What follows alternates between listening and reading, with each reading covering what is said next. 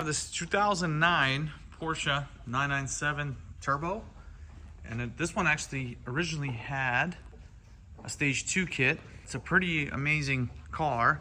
As you guys know, these are the last Mezgers, and we're going to be converting it to a stage 3. So the original setup is here, which is still and will be used for that conversion. We have the upgraded intercoolers. These components were installed when we originally actually did the modifications on this car in 2017. The engine will need to come out because we're going to install some 1300cc injectors, and this is going to be a Pump 93 E85 car, as this will be a switch E85 and 93. Because of the power level, we're going to upgrade the suspension on it, and also possibly the tires. We like to run triple R8s. If we look on the front struts, the bump pads are already pretty worn out. So we'll replace the suspension components and give it a little bit of a drop. It's gonna have that European ride height. So it's gonna really complement the look of the car as well, because it sits a little high now. So one thing to know when you're upgrading your 997, most important is cooling. So on the stage 2 car, you can get away with the stock radiators. Now, when you're upgrading to a stage 3, we always recommend going with the 40% larger capacity. They have 20% better cooling. For the right, center, and left radiator, we recommend going with the billet intercoolers. That way, you can have sufficient cooling, especially in hot climate areas. This car is going back to Texas, so it would be a very good idea to right away upgrade all these components, as the radiators are original and they're currently not leaking, but with all that power, they need to be replaced. That way there's going to be no cooling problems to begin with. This is what underneath of it looks.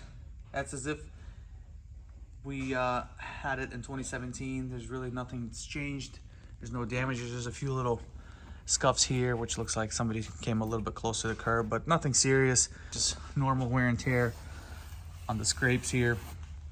This vehicle arrived from Florida. This used to be in our possession. We sold this vehicle and it got sold again, and a new owner purchased it, shipped it to us to perform a stage 3 kit and do some modifications. So when we remove this engine, we're going to go through it, change more than likely all the water pump thermostat components, and at the same time I did notice that the parking distance control, someone pushed this one in a little bit, so we'll need to fix that as it's slightly pushed in. But that's really all we can see. There's really not a whole lot of wear and tear since the last time the vehicle was here. The soft top does have a little bit more wear and tear than it had before. It's from folding, possibly washing. Nothing crazy. I mean, we'll check the cylinders while it's here for the cylinder rams, because they do tend to leak.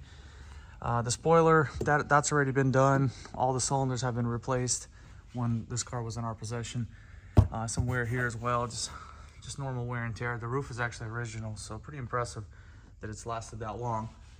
Of course, we have a little bit of, there's like a little dent right here that was pre-existing, always was there. But overall, the body and everything is in pretty nice shape. So the battery is 10 years old, so we're going to recommend replacing it. Due to the time and the age, it'd be best to just replace it.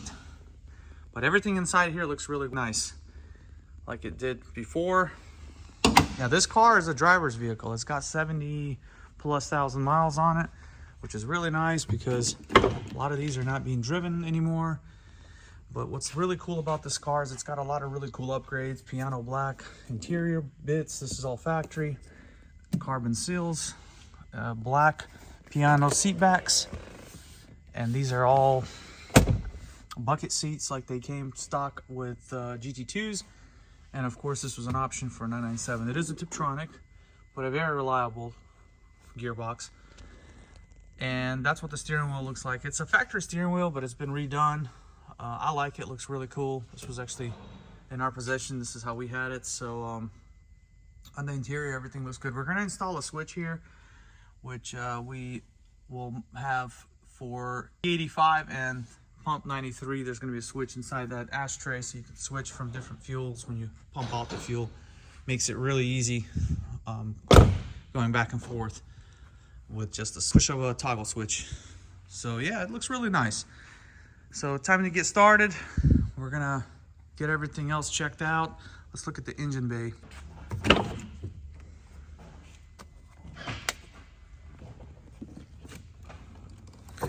And so we already have the IPD plenum wide pipe. We have the IPD plenum itself. Expansion tank was replaced before. The fuel filter is still like new because it's hardly been driven since the work's been done.